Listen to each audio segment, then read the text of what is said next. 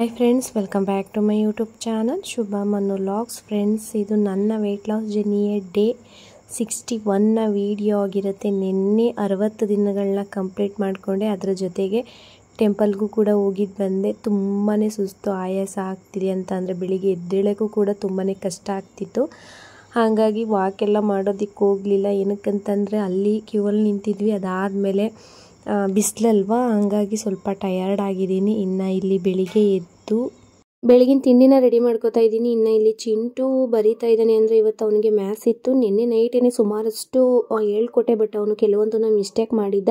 ಹಾಗಾಗಿ ಇನ್ನೊಂದ್ಸಲ ಕ್ವಶನ್ಸ್ ಹಾಕಿ ಅದನ್ನೆಲ್ಲ ಹೇಳ್ಕೊಟ್ಟು ಮತ್ತೆ ಇನ್ನೊಂದ್ಸಲ ಆನ್ಸರ್ನ ಮಾಡು ಅಂತ ಹೇಳಿ ಕೊಟ್ಟಿದ್ದೀನಿ. ಬರ್ಕೋತಾ ಇದ್ದಾನೆ. ಅಂದರೆ ಎಕ್ಸಾಮ್ ಟೈಮ್ ಇತ್ತು ಅಂತ ಅಂದರೆ ನಮಗೂ ಕೂಡ ಒಂದು ಪರೀಕ್ಷೆ ಟೈಮೇ ಅಂತ ಅನಿಸ್ಬಿಡುತ್ತೆ. ಏನಕ್ಕಂದರೆ ಮಕ್ಳಿಗನ್ನ ಪ್ರಿಪೇರ್ ಮಾಡಿ ನಾವು ಕೂಡ ಮನೆ ಕೆಲಸಗಳೆಲ್ಲನೂ ಮಾಡಿ ಅದ್ರ ಜೊತೆಗೆ ನನ್ನ ಒಂದು ಯೂಟ್ಯೂಬ್ ಚಾನಲ್ದು ವಿಡಿಯೋ ಎಡಿಟಿಂಗ್ ಇರ್ಬೋದು, ವಿಡಿಯೋ ಕ್ಲಿಪ್ಪಿಂಗ್ಸ್ ಎಲ್ಲ ತೊಗೊಳ್ಳೋದಿರ್ಬೋದು, ತುಂಬಾ ಒಂಥರ ಹಿಂಸೆ ಅನಿಸ್ಬಿಡುತ್ತೆ.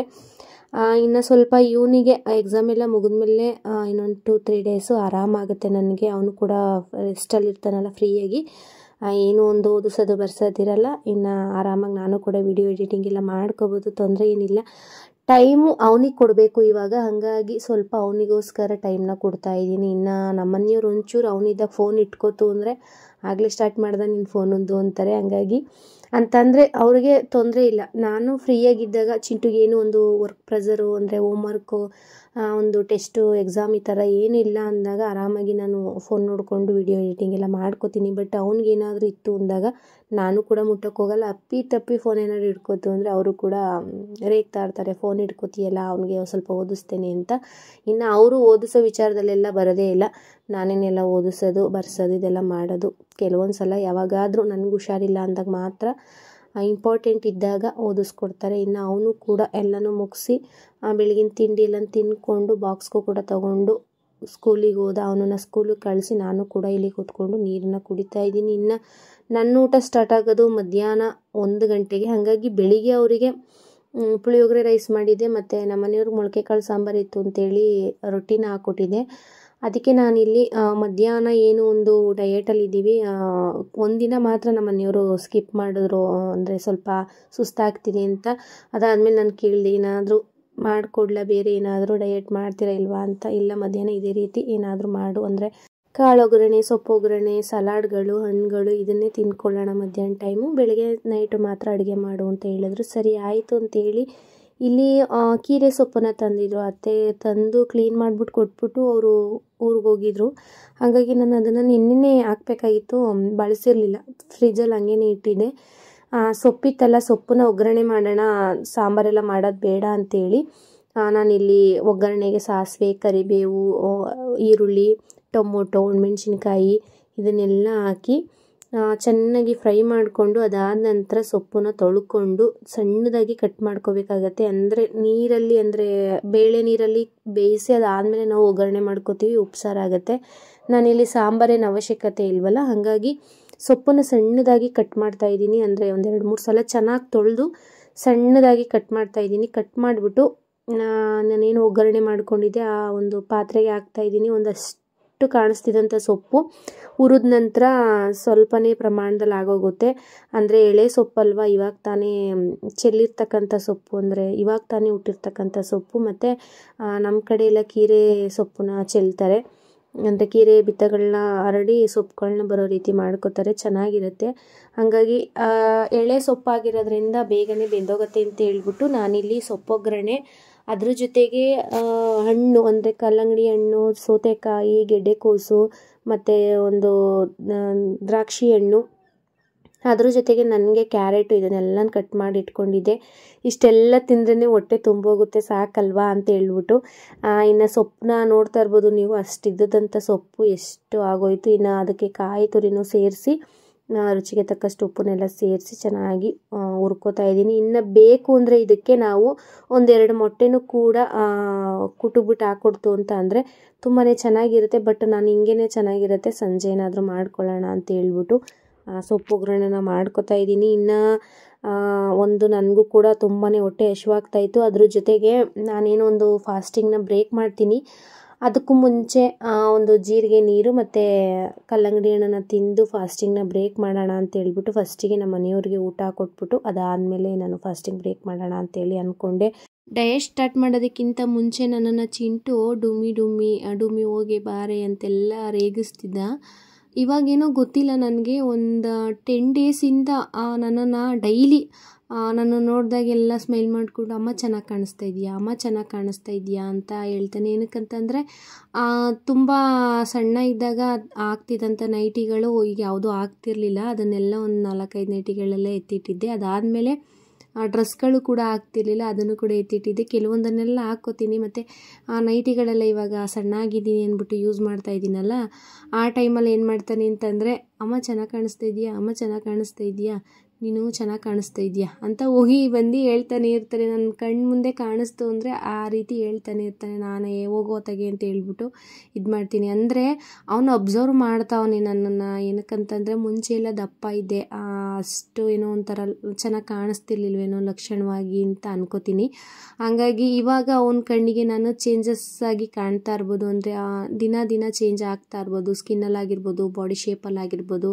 ಮತ್ತು ನಾನು ಕೆಲವೊಂದು ಬಟ್ಟೆಗಳನ್ನ ಯೂಸ್ ಮಾಡ್ತಿರ್ಲಿಲ್ವಲ್ಲ, ಈಗ ಆ ಬಟ್ಟೆಗಳೆಲ್ಲ ಯೂಸ್ ಮಾಡ್ತಾ ಇದ್ದೀನಿ. ಹಾಗಾಗಿ ಆ ಒಂದು ಬಟ್ಟೆಯಿಂದನೂ ಕೂಡ ನಾನು ಚೆನ್ನಾಗಿ ಕಾಣಿಸ್ತಾ ಇರ್ಬೋದು ಅಂತ ಅನ್ಕೋತೀನಿ. ಅದಕ್ಕೆ ಅವನು ಏನು ಮಾಡ್ತಾನೆ, ಓದಲ್ಲಿ ಬಂದಲ್ಲೆಲ್ಲ ಅಮ್ಮ ಚೆನ್ನಾಗಿ ಕಾಣಿಸ್ತಾ ಇದೆಯಾ, ಅಮ್ಮ ಹಿಂಗೆ ರೆಡಿ ಆಗು, ಅಮ್ಮ ಹಿಂಗೆ ಇರು, ನೀನು ಚೆನ್ನಾಗಿ ಕಾಣಿಸ್ತೀಯ ಅಂತೆಲ್ಲ ಬಂದು ಹೇಳ್ತಾನೆ ಇರ್ತಾನೆ. ನನಗೇನೋ ಒಂಥರ ಕಳ್ಳ ಇವನು. ಮುಂಚೆ ದಪ್ಪ ಇದ್ದಾಗ ಹೆಂಗೆ ಮಾತಾಡ್ತಿದ್ದ, ಈಗ ಸ್ವಲ್ಪ ಚೇಂಜಸ್ ಆಗಿರೋದಕ್ಕೆ ಯಾವ ರೀತಿ ರಿಯಾಕ್ಟ್ ಮಾಡ್ತಾ ಇದ್ದಾನೆ ಅಲ್ವಾ. ಮಕ್ಕಳಿಗೆ ಗೊತ್ತಾಗುತ್ತೆ, ನಾವು ಏನೂ ಗೊತ್ತಾಗಲ್ಲ ಅಂತ ಅನ್ಕೋತೀವಿ, ಬಟ್ ಮಕ್ಕಳಿಗೆಲ್ಲ ಗೊತ್ತಾಗುತ್ತೆ, ಎಲ್ಲನೂ ಕೂಡ ಅಬ್ಸರ್ವ್ ಮಾಡ್ತಾರೆ. ಅವ್ನು ಹಂಗೇನೆ ಏನಾದರೂ ಒಂಚೂರು ರೆಡಿ ಆಯಿತು ಅಂದರೆ ಅಮ್ಮ ಚೆನ್ನಾಗಿ ಕಾಣಿಸ್ತಾ ಇದೆಯಾ ಇವತ್ತು ನೀನು ಅಂತ ಹೇಳ್ತಾನೆ. ಮತ್ತು ಏನಾದರೂ ವೀಡಿಯೋ ಮಾಡ್ಕೋತಾ ಇತ್ತು ಅಂದ್ರೂ ಕೂಡ ಬಂದು ಹೇಳ್ತಾನೆ, ಕಮೆಂಟ್ ಮಾಡ್ತಾನೆ ನನಗೆ. ಮತ್ತು ಎಲ್ಲ ವಿಚಾರದಲ್ಲೂ ಏನಾದರೂ ಒಂದೊಂದು ಹೇಳ್ತಾನೆ. ಕೆಲವೊಂದು ಸಲ ರೇಗ್ಸೋಕ್ಕೆ ಅವ್ರ ಅಪ್ಪನ ಜೊತೆನೂ ಕೂಡ ತಮಾಷೆ ಮಾಡಿಕೊಂಡು ರೇಗ್ಸೋಕ್ಕೂ ಇದು ಮಾಡ್ತಾನೆ. ಇನ್ನು ನಮ್ಮನೆಯವರು ಸಣ್ಣ ಆಗ್ತಾ ಇದೆಯಾ, ಇನ್ನೊಂದಷ್ಟು ಸಣ್ಣ ಆಗಬೇಕು, ಪರವಾಗಿಲ್ಲ ಇವಾಗ ತುಂಬಾ ಸಣ್ಣ ಕಾಣಿಸ್ತಾ ಇದೆಯಾ, ಇದೇ ರೀತಿ ಕಂಟಿನ್ಯೂ ಮಾಡು, ಇನ್ನೊಂದಷ್ಟು ಕಡಿಮೆ ಆಗ್ಬೋದು ವೆಯ್ಟು ಅಂತ ಕೂಡ ಹೇಳ್ತಾರೆ. ಹಾಗಾಗಿ ತುಂಬಾ ಖುಷಿಯಾಗತ್ತೆ ನಮ್ಮ ಮನೆಯವರು ನಮ್ಮನ್ನು ಹೊಗಳ್ದಾಗ ಮತ್ತು ಒಳ್ಳೆ ರೀತಿಯಲ್ಲಿ ಕಮೆಂಟ್ ಮಾಡಿದಾಗ ನಮಗೆಲ್ಲೂ ಕೂಡ ಬೇಜಾರಾಗಲ್ಲ. ನಾವು ಹೆಂಗೆ ಅಂತ ಅಂದರೆ ಬೇರೆಯವ್ರ ವಿಚಾರನ ಸೀರಿಯಸ್ಸಾಗಿ ತೊಗೋತೀವಿ. ನಮ್ಮ ಮನೆಯಲ್ಲಿರ್ತಕ್ಕಂಥವ್ರು ಏನಾದ್ರು ಹೇಳ್ತು ಅಂದರೆ ಅದನ್ನು ಸೀರಿಯಸ್ಸಾಗಿ ತೊಗೊಳೋದಕ್ಕೆ ಹೋಗಲ್ಲ. ನಾನು ಕೂಡ ಕೆಲವೊಂದು ಸಲ ಆ ರೀತಿ ಮಾಡ್ತಿದ್ದೆ. ಇವಾಗ ಏನು ಮಾಡ್ತೀನಿ ಅಂತ ಅಂದರೆ ಹೊರಗ್ನವ್ರ ವಿಚಾರನ ನಾನು ತಲೆ ಕೆಡಿಸ್ಕೊಳ್ಳೋದಕ್ಕೆ ಹೋಗಲ್ಲ. ಏನಕ್ಕಂತ ಅಂದರೆ ಅವರೇನು ನಮಗೆ ಮ್ಯಾಟರ್ ಆಗೋದೇ ಇಲ್ಲ. ನಮ್ಗೆ ಇಂಪಾರ್ಟೆಂಟ್ ಯಾರು, ನನ್ನ ಮನೆಯವರು, ನಮ್ಮ ಮನೆ ಒಳಗಡೆ ಇರೋರು, ನನ್ನ ಜೊತೆ ಇರೋರು, ನನಗೆ ಒಳ್ಳೇದನ್ನ ಬಯಸೋರು. ಅವ್ರೇನಾದರೂ ಹೇಳ್ತು ಅಂದರೆ ನಾನು ಪಾಸಿಟಿವ್ ಆಗಿ ತೊಗೋತೀನಿ. ಮುಂಚೆ ಎಲ್ಲ ದಪ್ಪ ಇದ್ದೆ ಅಂತ ರೇಗಿಸ್ತಿದ್ರು, ಹಂಗಾಗಿ ಇವಾಗ ಸ್ಟಾರ್ಟ್ ಮಾಡಿಕೊಂಡೆ. ಅದಾದಮೇಲೆ ಇವಾಗ ಅವರೇ ಕಮೆಂಟ್ ಮಾಡ್ತಿದ್ದಾರೆ, ಅಂದರೆ ಚೆನ್ನಾಗಿ ಕಾಣಿಸ್ತಿದೆಯಾ, ಸಣ್ಣ ಆಗಿದೆಯಾ, ಆರೋಗ್ಯವಾಗೂ ಇರ್ತೀಯಾ, ಕೆಲವೊಂದು ಹೆಲ್ತ್ ಪ್ರಾಬ್ಲಮ್ ಎಲ್ಲ ಫೇಸ್ ಮಾಡ್ತಿದೆ ಇವಾಗ ನೋಡು, ಎಲ್ಲನೂ ಕೂಡ ಒಂದೊಂದಾಗಿ ಸರಿ ಹೋಗ್ತಾ ಇದೆ ಅಂತ ನಮ್ಮನೆಯವ್ರು ಹೇಳ್ತಾಯಿದ್ರು. ನಿನ್ನೆ ಅಷ್ಟೇ ಏನಾದರೂ ಈ ಶೆಕೆಲಿ ಮುಂಚೆ ಇದ್ದಲ್ಲ ವೇಟು, ಆ ವೇಟ್ ಏನಾದರೂ ಇತ್ತಿತ್ತು ಅಂದಿದ್ರೆ ನೀನು ಈ ಶೆಕೆನ ತಡ್ಕೊಂಡಿರ್ತಿದ್ದ, ಈ ಬಿಸಿಲನ್ನ ಶೆಕೆ ಅಂತ ಮನೆಯೊಳಗೆಲ್ಲ ಓಡಾಡ್ಬಿಡ್ತಿದ್ದೇನೋ, ಅಷ್ಟು ಶೆಕೆ ಆಗುತ್ತೆ ಈ ಒಂದು ಬೇಸಿಗೆ ಟೈಮಲ್ಲಿ. ನನಗೆ ಫಸ್ಟ್ ನಾನೇನೋ ಒಂದು ವೆಯ್ಟ್ ಲಾಸ್ ಮಾಡಿಕೊಂಡೆ, ಆ ಟೈಮಲ್ಲೂ ಕೂಡ ನನ್ನ ಮೈಯಲ್ಲಿರ್ತಕ್ಕಂಥ ಫ್ಯಾಟ್ ಎಲ್ಲ ಕಡಿಮೆ ಆಗೋಯ್ತಲ್ಲ, ಹಂಗಾಗಿ ನನಗೆ ಶೆಕೆ ಅನ್ನೋದೇ ಹೊರಟೋಯ್ತು. ಈಗೂ ಅಷ್ಟೇ, ಮುಂಚೆ ಈಗ ಒಂದು 7-8 kg ಏನು ವೆಯ್ಟ್ ಲಾಸ್ ಆಗಿದ್ದೀನಿ, ಆ ಒಂದು ವೆಯ್ಟು ಹಂಗೇ ಇತ್ತು. ನಾನು ವೆಯ್ಟ್ ಲಾಸ್ ಮಾಡ್ಕೊಂಡಿರಲಿಲ್ಲ ಅಂದಿದ್ದರೆ ತುಂಬಾ ಶೆಕೆ ಆಗ್ತಿತ್ತು, ಮತ್ತು ಅದೆಲ್ಲ ಹಿಂಸೆ ಆಗ್ತಿತ್ತು ನನಗೆ ಒಂದು ಟೈಮಲ್ಲಿ ಅಂತಲೂ ಕೂಡ ಹೇಳ್ತೀನಿ. ಅಂತಂದರೆ ದಪ್ಪ ಇರೋರಿಗೆ ಎಲ್ಲ ಕಡೆನೂ ಒತ್ಕೊಂಡಿರುತ್ತೆ ದೇಹ, ಶೆಕೆ ತಡೆಯೋದಕ್ಕಾಗಲ್ಲ, ಒಂಥರ ಪಾರಂ ಕೋಳಿ ಥರ ಆಗಿಬಿಟ್ಟಿರ್ತೀವಿ, ಹಂಗಾಗಿ ಶೆಕೆ ತಡೆಯೋದಕ್ಕಾಗಲ್ಲ. ಎಲ್ಲನೂ ಕೂಡ ತಡ್ಕೋಬೇಕು ಅಂತ ಅಂದರೆ ಆರೋಗ್ಯವಾಗಿ ಫಿಟ್ಟಾಗಿರಬೇಕು. ಇನ್ನು ಫ್ರೆಂಡ್ಸ್, ನಾನಿಲ್ಲಿ ಮೊಟ್ಟೆ ಗೊಜ್ಜನ್ನ ಮಾಡೋಣ ನೈಟ್ ಊಟಕ್ಕೆ ಅಂತ ಮಾಡ್ತಾಯಿದ್ದೀನಿ. ನಂದೇನು ಗಂಜಿನ ಮಾಡ್ಕೊಂಡು ಕುಡಿಬೇಕಾಗಿತ್ತು, ಬಟ್ ಮೊಟ್ಟೆ ಗೊಜ್ಜನ್ನ ಮಾಡಿಬಿಟ್ಟು 1-2 ಮೊಟ್ಟೆ ಅಷ್ಟು ತಿನ್ಕೊಳ್ಳೋಣ, ಅದ್ರ ಜೊತೆ ಚಪಾತಿ ರೊಟ್ಟಿ ಏನು ಬೇಡ ಅಂತ ಹೇಳ್ಕೊಂಡು ಇಲ್ಲಿ ಮೊಟ್ಟೆ ಗೊಜ್ಜನ್ನ ಮಾಡ್ಕೊತಾ ಇದ್ದೀನಿ. ಒಗ್ಗರಣೆಗೆ ಎಣ್ಣೆ ಸ್ವಲ್ಪ ಈರುಳ್ಳಿನ ಹಾಕಿ ಫ್ರೈ ಮಾಡಿಕೊಂಡು, ಅದಾದ ನಂತರ ಮಸಾಲೆಗೆ ಸ್ವಲ್ಪ ಕಾಯಿ, ಚಕ್ಕೆ, ಶುಂಠಿ, ಬೆಳ್ಳುಳ್ಳಿ, ಈರುಳ್ಳಿ, ಕೊತ್ತಂಬರಿ ಸೊಪ್ಪು, ಪುದೀನ ಸೊಪ್ಪು, ಹಸಿರು ಮೆಣಸಿನ್ಕಾಯಿ, ಕಾಳು ಮೆಣಸು, ಇದನ್ನೆಲ್ಲ ಸೇರಿಸಿ ನುಣ್ಣಗೆ ಪೇಸ್ಟ್ ಮಾಡ್ಕೊಂಡಿದ್ದೀನಿ. ಅಂದರೆ ಸಿಂಪಲ್ಲಾಗಿ ಮೊಟ್ಟೆ ಗೊಜ್ಜನ್ನ ಮಾಡ್ಕೊಳ್ಳೋಣ ಅಂಥೇಳಿ ಯಾವುದೇ ರೀತಿಯ ಮಸಾಲ ಪೌಡರ್ಗಳನ್ನ ಯೂಸ್ ಮಾಡಿಲ್ಲ, ಎಲ್ಲನೂ ರುಬ್ಕೊಂಡೇ ಹಾಕ್ಕೊಂಡಿದ್ದೀನಿ. ಇನ್ನು ಈ ಒಂದು ಗ್ರೇವಿ ಚೆನ್ನಾಗಿ ಕುದಿದ ನಂತರ ಅದಕ್ಕೆ ಉಪ್ಪನ್ನು ಸೇರಿಸಿ ಮೊಟ್ಟೆನ ಕುಟುಕ್ಬಿಟ್ಟು ಹಾಕ್ಕೋತಾ ಇದ್ದೀನಿ. ಮೊಟ್ಟೆ ಗೊಜ್ಜು ರೆಡಿ ಆಗುತ್ತೆ. ಇನ್ನು ಚಿಂಟುಗೆ ರೈಸ್ ಇತ್ತು, ನಮ್ಮ ಮನೆಯವ್ರಿಗೆ ಚಪಾತಿ. ನಾನು ಕೂಡ ಚಪಾತಿಯನ್ನು ತಿಂತಾಯಿಲ್ಲ, ಬರೀ ಮೊಟ್ಟೆನ ಮಾತ್ರ ತಗೋತಾ ಇದ್ದೀನಿ. ಸ್ವಲ್ಪ ನಾಲ್ಗೆಗೂ ಕೂಡ ಸ್ಪೈಸಿಯಾಗಿ ಏನಾದರೂ ತಿನ್ನಬೇಕು ಅಂತ ಅನ್ನಿಸ್ತಿತ್ತಲ್ಲ, ಅದಕ್ಕಾಗಿ ನಾವು ವೀಕ್ಲಿ 1 ಟೈಮ್ ನಾನ್ ವೆಜ್ ತಿಂತೀವಿ. ಹಂಗಾದ್ರೂ ಡೈಲಿ 2 ಪೀಸ್ ಕೊಟ್ರೂ ಚಿಕನ್ ತಿಂತೀವಿ, ಆ ರೀತಿ ನಾವು ಅಂತಂದರೆ ಚಿಕನ್ ಅಂದರೆ ಅಷ್ಟು ಇಷ್ಟ. ಇನ್ನು ತಿನ್ನಬೇಕು ಅಂತ ಅನ್ನಿಸ್ದಾಗ, ಚಿಕನ್ ಏನಾದರೂ ತಿನ್ನಬೇಕು ಅಂತ ಅನ್ನಿಸ್ದಾಗ ಈ ರೀತಿ ಮೊಟ್ಟೆ ಗ್ರೇವಿ, ಮೊಟ್ಟೆ ಒಗ್ಗರಣೆ ಈ ಥರದ್ದೆಲ್ಲ ಮಾಡ್ಕೋತೀವಿ. ಸ್ವಲ್ಪ ನಾಲ್ಗೆಗೆ ಹಿತ ಅನಿಸುತ್ತೆ ಅಂತೇಳಿ. ಅದೇ ನಾನು ಹೇಳ್ತಾ ಇದ್ನಲ್ವ, ಒಂದು ವೆಯ್ಟ್ ಲಾಸ್ ಅನ್ನೋದನ್ನು ಮಾಡಿಕೊಂಡಾಗ ನಾವು ಎಷ್ಟು ಬದಲಾವಣೆ ಆಗ್ತೀವಿ, ಅದ್ರ ಜೊತೆಗೆ ನಮ್ಮ ಜೊತೆ ಇರೋರಿಗೂ ಕೂಡ ಎಷ್ಟು ನಾವು ಚೇಂಜಸ್ ಆಗಿ ಕಾಣ್ತೀವಿ. ಮತ್ತು ಇನ್ನೊಂದಷ್ಟು ಲೈಕ್ನ ಮಾಡ್ತಾರೆ ನಮ್ಮ ಜೊತೆಯಲ್ಲಿರ್ತಕ್ಕಂಥವ್ರು. ಅಂದರೆ ಲೈಕ್ ಮಾಡ್ತಾರೆ ಅನ್ನೋದಕ್ಕಿಂತ ಏನೋ ಒಂಥರ ಅಪ್ರಿಷಿಯೇಟ್ ಮಾಡ್ತಾರೆ. ಮತ್ತು ಚಿಂಟು ಅಬ್ಸರ್ವ್ ಮಾಡಿ ನನ್ನನ್ನು ಲೈಕ್ ಮಾಡ್ತಾ ಇದ್ದಾನೆ ಅನ್ನೋದು ನನಗೆ ಮುಂಚೆಯಲ್ಲೇ ಈ ರೀತಿ ಅವ್ನು ಮಾತಾಡ್ತಿರ್ಲಿಲ್ಲ. ಅಂದರೆ ಚೆನ್ನಾಗಿ ಕಾಣಿಸ್ತಿದ್ದೀರಾ ಈ ಥರ ಎಲ್ಲ ಮಾತಾಡ್ತಿರ್ಲಿಲ್ಲ. ಏನೋ ಇವಾಗ ಆ ಥರ ಎಲ್ಲ ಮಾತಾಡ್ತಾನೆ. ನನಗೂ ಒಂಥರ ಖುಷಿಯಾಗುತ್ತೆ. ನನ್ನ ಮಗ ನನ್ನನ್ನು ಒಂಥರ ಹೊಗಳುತ್ತಾನಲ್ಲ, ಚೆನ್ನಾಗಿ ಕಾಣಿಸ್ತಾ ಇದೆಯಾ ಕಣಮ್ಮ ಅಂತ. ತೆಂಗು ಕ್ಯೂಟಾಗಿ ಬಂದು, ಅಮ್ಮ ಚೆನ್ನಾಗಿ ಕಾಣಿಸ್ತಾ ಇದೆಯಾ ನೀನು ಅಂತಾನೆ. ಅವಾಗ ನಾನು ಸುಮ್ಮನೆ ಹೋಗೋ ಅಂತ ಹೇಳ್ಬಿಟ್ಟು ಬಂದುಬಿಡ್ತೀನಿ. ಅದನ್ನು ಮನ್ಸಿಗೆ ಹಾಕ್ಕೊಂಡಾಗ ಅಲ್ವಾ ಎಷ್ಟು ಚೆನ್ನಾಗಿ ಬಂದು ಹೇಳ್ತಾನೆ ನನಗೆ ಒಂದು ಮಾತನ್ನು ಅಂತೇಳಿ ಖುಷಿಯಾಗತ್ತೆ. ನಾನು ವೆಯ್ಟ್ ಲಾಸ್ ಮಾಡಿಕೊಂಡು ನನಗೊಂದು ಆಸೆ ಏನಂತಂದರೆ, ನನ್ನ ಮಗ ಸಣ್ಣ ಇರೋದ್ರಿಂದ ನಾನು ಕೂಡ ಸಣ್ಣ ಆಗಬೇಕು. ನಾವಿಬ್ಬರು ಜೊತೆಲಿ ಹೋಯ್ತು ಅಂದರೆ, ಅವನೊಂದು ಏಜಿಗೆ ದೊಡ್ಡವನಾದ್ರೂ ಕೂಡ ನಾನು ತುಂಬಾ ಸಣ್ಣ ಇತ್ತು ಅಂದರೆ, ನಾವು ಜೊತೆಲಿ ಹೋಯ್ತು ಅಂದರೆ ಅಮ್ಮ ಮಗ ಥರ ಇರಬಾರ್ದು, ಅಕ್ಕ ತಮ್ಮನ ಥರ ಇರಬೇಕು, ಆ ಥರ ಕಾಣಿಸ್ಬೇಕು ಅನ್ನೋ ಫೀಲ್ ನನಗೆ. ಅದು ಯಾವಾಗ ಸಣ್ಣ ಆಗ್ತೀನೋ ಅಷ್ಟು ಸಣ್ಣ ಆಗಲ್ಲ ಅಂತ ಅನ್ಕೋತೀನಿ, ಬಟ್ ಆಗಬೇಕು ಅಂತ ಟ್ರೈ ಮಾಡ್ತಾನೇ ಇದ್ದೀನಿ.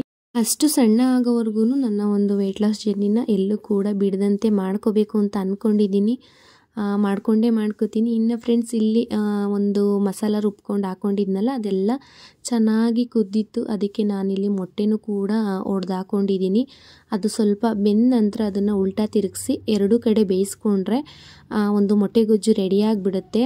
ಮತ್ತು ಫ್ರೆಂಡ್ಸ್, ನನಗೆ ತುಂಬಾ ಖುಷಿ ಆಯಿತು. ಏನಂತಂದರೆ, ನಿನ್ನೆ ಒಬ್ಬರು ಕಮೆಂಟ್ ಮಾಡಿದರು, ಸಿಸ್ ನಾನು ಕೂಡ ನಿಮ್ಮ ಒಂದು ವಿಡಿಯೋನ ನೋಡಿಕೊಂಡು 20 ದಿನದಲ್ಲಿ 4 kg ವೆಯ್ಟ್ ಲಾಸ್ನ ಮಾಡ್ಕೊಂಡಿದ್ದೀನಿ ಅಂತ ಕಮೆಂಟ್ ಮುಖಾಂತರ ತಿಳಿಸಿದ್ರು. ಹಾಗಾಗಿ ಸುಮಾರಷ್ಟು ಜನ ನನ್ನ ಒಂದು ವೆಯ್ಟ್ ಲಾಸ್ ಜರ್ನಿ ವಿಡಿಯೋನ ನೋಡಿಕೊಂಡು ವೆಯ್ಟ್ ಲಾಸ್ ಮಾಡ್ಕೋತೀರಾ ಅಂತ ಅಂದ್ಕೊಂಡಿದ್ದೀನಿ. ಅದರಲ್ಲಿ ಇವರು ಒಬ್ಬರು ದೀಪಶ್ರೀ ಅಂತ ಹೇಳ್ಬಿಟ್ಟು ಕಮೆಂಟ್ ಮಾಡಿದರು ನಿನ್ನೆ. ನಾನು ಅದಕ್ಕೆ ರಿಪ್ಲೈನೂ ಕೂಡ ಮಾಡಿದೆ. ಹೀಗೇ ಕಂಟಿನ್ಯೂ ಮಾಡಿ, ಎಲ್ಲೂ ಕೂಡ ಬಿಡೋಕ್ಕೆ ಹೋಗಬೇಡಿ, ಒಂದು ಜರ್ನಿನ ಬಿಡೋಕ್ಕೆ ಹೋಗಬೇಡಿ. ತೀರಾ ನಿಮಗೆ ಕಷ್ಟ ಅನ್ನಿಸ್ದಾಗ ಯಾವುದಾದ್ರೂ ಒಂದು ದಿನ ಚೀಟ್ ಮೀಲ್ ಮಾಡ್ಕೊಳ್ಳಿ. ಅಂದರೆ ತಿಂಗಳಲ್ಲಿ 1 ದಿನ ಚೀಟ್ ಮೀಲ್ ಮಾಡ್ಕೊಳ್ಳಿ. ಸ್ಟಾರ್ಟಿಂಗ್ ಡೇಸ್ ಅಲ್ವಾ, ಸ್ವಲ್ಪ ಚೆನ್ನಾಗಿ ವೆಯ್ಟೆಲ್ಲ ರೆಡ್ಯೂಸ್ ಆದಮೇಲೆ ವೀಕ್ಲಿ 1 ಟೈಮ್ ಚೀಟ್ ಮೀಲ್ ಇಟ್ಕೊಂಡ್ರೆ ಆಯಿತು. ಬಟ್ ಇವಾಗ ಈ ಒಂದು ಏನು ಸ್ಟಾರ್ಟ್ ಮಾಡ್ಕೊಂಡಿದ್ದೀರಾ ಸ್ಟಾರ್ಟಿಂಗ್ ಡೇಸಲ್ಲಿ, ಒಂದು ಹುಮ್ಮಸ್ಸು ಅನ್ನೋದಿರುತ್ತೆ ನಮಗೆ ವೆಯ್ಟ್ ಲಾಸ್ ಮಾಡ್ಕೋಬೇಕು ಅನ್ನೋದು. ಆ ಹುಮ್ಮಸ್ಸನ್ನ ಎಲ್ಲೂ ಕೂಡ ಕಳ್ಕೊಳ್ಳೋಕೆ ಹೋಗಬೇಡಿ, ವೆಯ್ಟ್ ಲಾಸ್ ಮಾಡ್ಕೊಳ್ಳಿ. ನನಗೂ ಕೂಡ ಖುಷಿಯಾಗತ್ತೆ, ಯಾರಾದರೂ ವೆಯ್ಟ್ ಲಾಸ್ ಮಾಡಿಕೊಂಡು ನನಗೆ ಅಪ್ಡೇಟ್ ಮಾಡ್ತು ಅಂದರೆ ತುಂಬಾ ಖುಷಿಯಾಗತ್ತೆ. ಮತ್ತು ನಾನು ರಿಪ್ಲೈನೂ ಕೂಡ ಮಾಡ್ತೀನಿ ನಿಮಗೆ. ಇನ್ನು ಯಾರಾದರೂ ವಿಡಿಯೋ ನೋಡಿಕೊಂಡು ವೆಯ್ಟ್ ಲಾಸ್ ಆಗಿತ್ತು ಅಂದರೆ ದಯವಿಟ್ಟು ಇಷ್ಟು ಕಡಿಮೆ ಆಗಿದೆ ನನ್ನ ವೆಯ್ಟು ಅಂತ ಕಮೆಂಟ್ ಮುಖಾಂತರ ತಿಳಿಸಿ. ನಾನು ನಿಮ್ಮ ಕಮೆಂಟ್ಸ್ ಎಲ್ಲ ನೋಡ್ತೀನಿ, ಖುಷಿಯಾಗತ್ತೆ. ಕೆಲವೊಂದು ದಿನ ಕಮೆಂಟ್ಗೆಲ್ಲ ರಿಪ್ಲೈ ಮಾಡೋಕ್ಕಾಗಿರಲ್ಲ. ಅವಾಗೇನು ಮಾಡ್ತೀನಿ ಅಂದರೆ, ಒಂದು ದಿನ ಕೂತ್ಕೊಂಡು ನೀಟಾಗಿ ಕಮೆಂಟ್ಗೆಲ್ಲ ರಿಪ್ಲೈ ಮಾಡ್ತೀನಿ. ಅಂದರೆ 1 ದಿನ 2 ದಿನ ಲೇಟಾಗಿ ರಿಪ್ಲೈ ಮಾಡಿದ್ರು ನಾನು ಯಾವೊಂದು ಕಮೆಂಟ್ನೂ ಮಿಸ್ ಮಾಡಿಲ್ಲ, ಎಲ್ಲ ಕಮೆಂಟ್ಗೂ ಕೂಡ ರಿಪ್ಲೈ ಮಾಡ್ತಾನೆ ಬರ್ತಿದ್ದೀನಿ. ಹಾಗಾಗಿ ನನ್ನ ಒಂದು ವಿಡಿಯೋನ ನೋಡಿಕೊಂಡು ಒಂದು 5 ರಿಂದ 10 ಜನ ವೆಯ್ಟ್ ಲಾಸ್ ಮಾಡಿಕೊಂಡ್ರು ಕೂಡ ನನಗೆ ಖುಷಿಯಾಗತ್ತೆ. ಏನಕ್ಕಂತಂದರೆ, ತುಂಬ ಜನ ನೋಡಲಿ, ವೆಯ್ಟ್ ಲಾಸ್ ಮಾಡ್ಕೊಳ್ಳಿ, ಮನೆ ಊಟನೇ ಮಾಡಿಕೊಂಡು ಅಂತ ಅಂದರೆ, ನಾನು ಹಳ್ಳಿಲಿರೋ ಕಾರಣ ಹೊರಗೋಗಿ ವೆಯ್ಟ್ ಲಾಸ್ ಮಾಡ್ಕೊಳ್ಳೋದಕ್ಕೆ ಆಗಲ್ಲ. ಮತ್ತು ಅದಕ್ಕೆಲ್ಲ ದುಡ್ಡೆಲ್ಲ ಪೇ ಮಾಡೋದಕ್ಕಾಗಲ್ಲ. ಅದ್ರ ಜೊತೆಗೆ ಸಣ್ಣನೂ ಆಗಬೇಕು ಅನ್ನೋ ಆಸೆ ತುಂಬಾ ಇರುತ್ತೆ. ಯಾರಿಗೆ ತಾನೇ ಇರಲ್ಲ, ಒಳ್ಳೊಳ್ಳೆ ಡ್ರೆಸ್ ಹಾಕೋಬೇಕು, ಸಣ್ಣ ಆಗಬೇಕು, ನಾನು ಕೂಡ ಎಲ್ಲರಂತೆ ಚೆನ್ನಾಗಿ ಕಾಣಿಸ್ಬೇಕು ಅನ್ನೋದು ಯಾವ ಹೆಣ್ಣಿಗೆ ತಾನೇ ಆಸೆ ಇರಲ್ಲ. ಹಂಗೆ ನನಗೂ ತುಂಬಾ ಆಸೆಗಳಿದೆ. ಹಂಗಾಗಿ ಸಣ್ಣ ಆಗಬೇಕು ಅಂತೇಳಿ ಟ್ರೈ ಮಾಡ್ತು ಅಂದರೆ ಮನೆ ಊಟ ಮಾಡಿಕೊಂಡೇ ನೀವು ವೆಯ್ಟ್ ಲಾಸ್ನ ಮಾಡ್ಕೋಬೋದು. ನನ್ನ ವಿಡಿಯೋ ನಿಮಗೆ ತುಂಬಾ ಅನುಕೂಲ ಆಗುತ್ತೆ ಅಂತ ಅನ್ಕೋತೀನಿ. ಇನ್ನು ಯಾರೆಲ್ಲ ಸ್ಟಾರ್ಟ್ ಮಾಡ್ಕೊಂಡಿಲ್ಲ ಅಂಥವರು ದಯವಿಟ್ಟು ಸ್ಟಾರ್ಟ್ ಮಾಡಿಕೊಂಡು ವೆಯ್ಟ್ ಲಾಸ್ ಮಾಡ್ಕೊಳ್ಳಿ. ಆರೋಗ್ಯನೂ ಕೂಡ ಚೆನ್ನಾಗಿರುತ್ತೆ ಮತ್ತು ನಿಮ್ಮ ಔಟ್ಫಿಟ್ಟು ಕೂಡ ಚೆನ್ನಾಗಿ ಕಾಣಿಸುತ್ತೆ ಅಂತ ಹೇಳ್ತಾ, ಮತ್ತು ನಾನಿಲ್ಲಿ ಚಿಂಟುಗೆ ಊಟ ಮಾಡಿಸಿ, ಅಂದರೆ ನಾನು ನೈಟ್ ಕಂಪಲ್ಸರಿ ಬೆಳಿಗ್ಗೆ ಮತ್ತು ನೈಟು ಊಟ ಮಾಡಿಸ್ತೀನಿ. ನನಗೆ ಅವ್ನಿಗೆ ಊಟ ಮಾಡಿಸಿಲ್ಲ ಅಂದರೆ ಸಮಾಧಾನ ಆಗಲ್ಲ. ಅದ್ರ ಜೊತೆಗೆ ನಾನು ಕೂಡ ಮೊಟ್ಟೆಗೊಜ್ಜನ್ನ ತಿಂದು ಸ್ವಲ್ಪ ಗಂಜಿನೂ ಕೂಡ ಮಾಡಿದೆ, ಅದನ್ನು ಕೂಡ ಕುಡಿದು ನನ್ನ ಡೇನ ನಾನು ಇಲ್ಲಿಗೆ ಮುಗಿಸ್ಕೊತಾ ಇದ್ದೀನಿ. ಇನ್ನು ನಾಳಿನ ವೀಡಿಯೋದಲ್ಲಿ ಸಿಗೋಣ friends. Bye and good night.